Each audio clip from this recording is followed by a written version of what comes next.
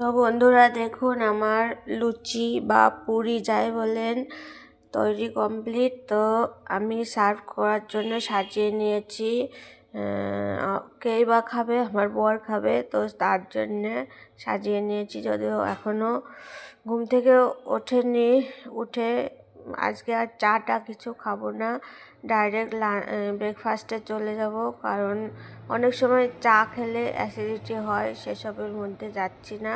তো তরকারি দিয়ে লুচি খেলে আমার অত অসুবিধা হয় না, সেই জন্যে। আর একটু মুড়িও খেয়েছি, আমার খাওয়া হয়ে গেছে। আর এটা হচ্ছে আপনার দাদাভাইয়ের খাবার। তো আমার খাওয়াটা দেখাতে পারিনি, সরি তার জন্যে।